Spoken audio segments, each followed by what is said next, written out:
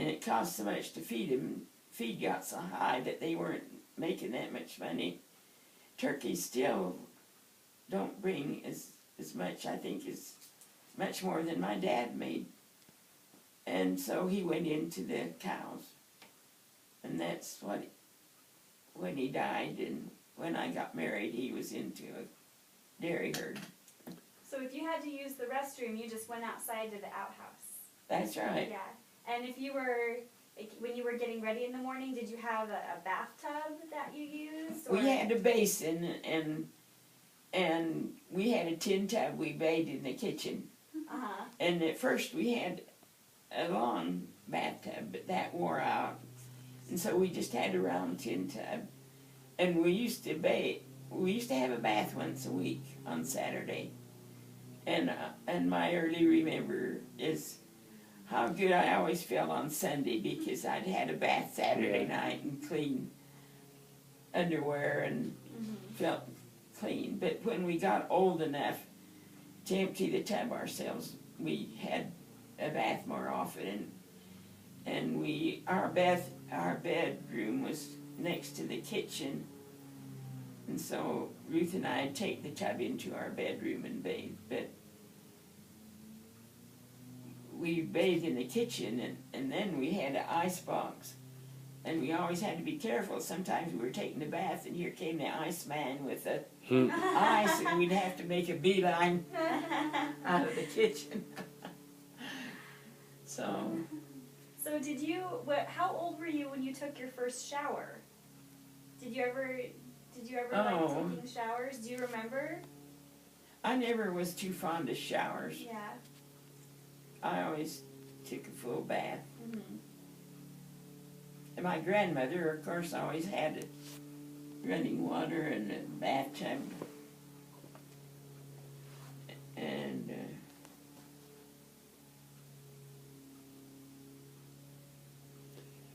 when you were a little girl, did your dad had a truck for the farm and a tractor, or did you guys have horses for transportation?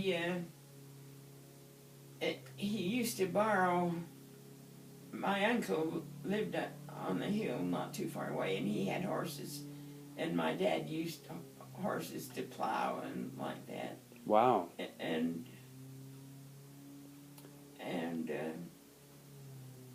he later got a tractor, and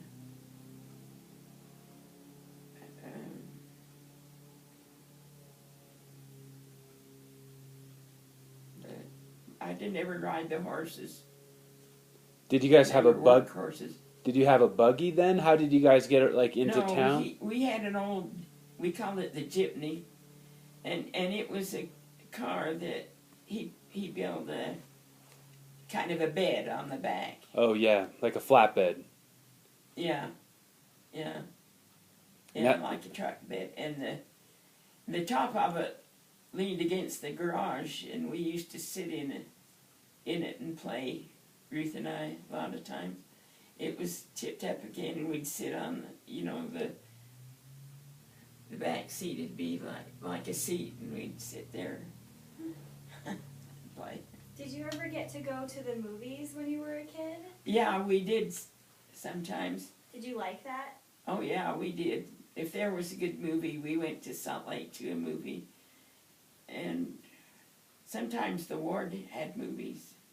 Oh. And of course I remember when there were silent movies, and they had an organ that played music. Oh, during the movie. Uh-huh. Oh, wow. And then they had the captions for the speakers. I remember when talking pictures came, and when so color did you see pictures. the jazz singer? Hmm? Did you see the jazz singer? The what? The jazz singer. Did you see that movie? The first talking picture that they made? I don't think I saw that one. Do you remember the first movie you saw that had speaking in it? It seems to me that it was Elizabeth Taylor. Oh, yeah. In one of her first movies. Like National Velvet? I think. Yeah. I think that was when she was really young, right? We used to see Will Rogers movies, and Did you guys have a radio growing up? yes, we finally got one, but it wasn't. When the first radios came out. My grandmother had one, a little one, but when we got a radio, it was a stand-up one, and my dad got it first for Christmas, and he brought it in Christmas Eve because he had it in the incubator cellar. He had an incubator cellar where he hatched chickens, and he had it in there, and he's afraid it'd get stolen, so he brought it in the house, and we heard Christmas music first. Wow. First thing we heard on. Did you guys used to listen to weekly radio shows? Oh yeah, Yeah. One Man's Family and Merton Marge and different ones. My sister Phyllis used to listen to all those during the day, and if it was her turn to dry the dishes, she'd run and dry a dish or two and go listen to the and come back. But I didn't watch them that much, but we had a few we used to watch. What about music? Did you guys learn to play music growing up? We had a Edison record player Oh, you had a record player? and had records to it, and we used to play that a lot. Did you guys play the piano growing up? We didn't have a piano. My own mother bought a piano, but it was my grandmother's, and when my sister Ruth and I used to go stay with my grandmother a lot, and when we were there, we would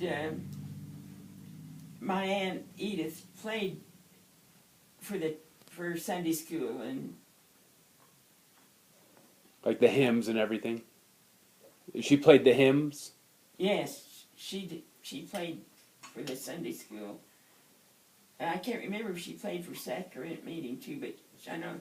And so she gave Ruth and me lessons, and Ruth did better than I did, but we just learned a little bit, and I just longed to learn to play the piano. Yeah. And some of my friends at school that played, I used to stay and listen to them play in their piano lessons. And finally, Ruth and I decided to pay my grandmother for the piano, and we did, but they never got it moved out home till after I was married. And Elaine learned to play, and afterwards I think my mother reimbursed me. But when I went back to teaching school, I wanted a piano for Christmas. I would take any kind of a beat-up one, but I didn't get one, and so I went and bought one and took lessons. The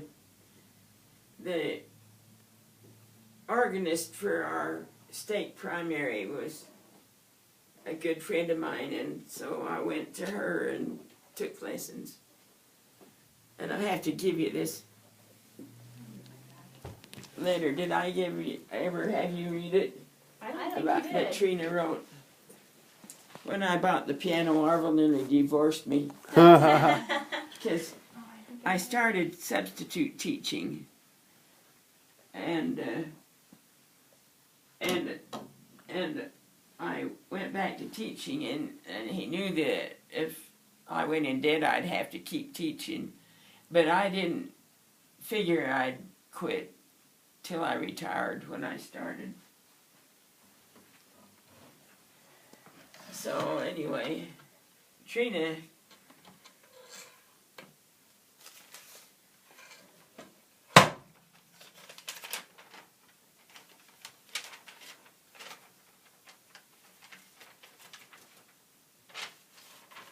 I haven't got my glasses.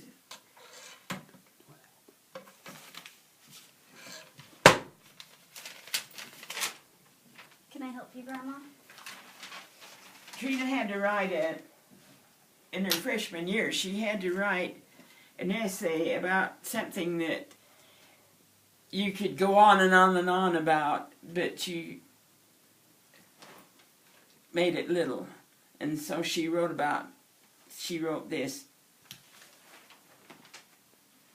That's really fun. She's writing about the piano. Oh, and how you dreamed about having a piano. Yeah, so you read it to everybody. My mother, the great maestro. One sunny morning during the last days of December 1959, Mother and I fulfilled one of her most desired dreams. We inquired at a music shop as to the possibilities of purchasing a piano. It just so happened, as things do, that this particular shop was moving its merchandise from Provo to Salt Lake City. The gentleman offered us an extremely tempting bargain, which Mother accepted, with the stipulation that she could reverse her decision if she so wished, within a reasonable length of time. As we returned home, we were eager to break the news to the other members of the family. Mother, however, had the unpleasant task of acquainting Father with the situation as it now was constituted. There was much debate as to whether we should undertake the added expense of paying for a piano. After numerous telephone conversations with several banks, bickering between my parents, and even the shedding of a few tears, our family acquired a piano, the fulfillment of Mother's longtime dream. My mother wasn't a maestro yet, however. She had never taken lessons before, but she soon started. Then the real test came, not only for her, but for the other 5 members of our family. We had to listen for hours on end to finger exercises and works of art we had never heard of, such as the Woodpecker Song, which we thought she would never conquer. It seemed as if every time the television was turned on, it was a signal to Mother to start pounding on that splendid piano that we had been so happy to welcome into our home. We soon changed our minds. As the lessons rolled on, Mother's skill grew, not by leaps and bounds, but inch by inch. Finally, she played a composition, if you could call it that, we were acquainted with, Old Black Joe. Mother still practiced hour after hour, much to our dismay. What any normal person could practice in 1 hour took Mother 3 and sometimes 4 hours. 2 years have now elapsed since that fatal purchase of a piano. Mother still isn't a maestro, but she sure is working hard towards that goal. Even if she doesn't become the most skilled of pianists, she will certainly be the possessor of the best technique ever known for playing finger exercises. That's really fun, Grandma. That's great. I'm so glad you kept that. And I love that it's got the marks from her teacher where she corrected her grammar.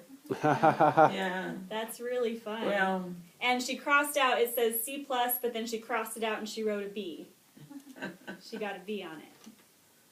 And it says excellent use of subjects. It wasn't easy to play that against the TV. Oh, that's fun. And she wrote Katrina Gale, September 29th, 1961.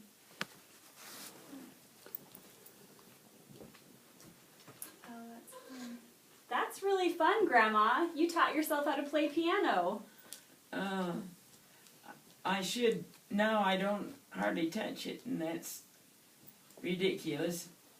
And of course, I didn't dare to play when Arvo was there at home, because he was so against me. But finally he got so he liked to hear some of the pieces, so I played some that he liked.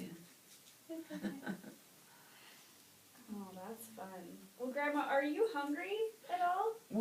Oh, can I fix you some lunch? Well, we were thinking we could maybe take you to Maggleby's. Oh, well, okay. You want to go to Maggleby's? Sure. Let's do it. That'll be great. Let's go to Maggleby's. I was thinking to offer to fix you some lunch. I could make you a sandwich or something. No,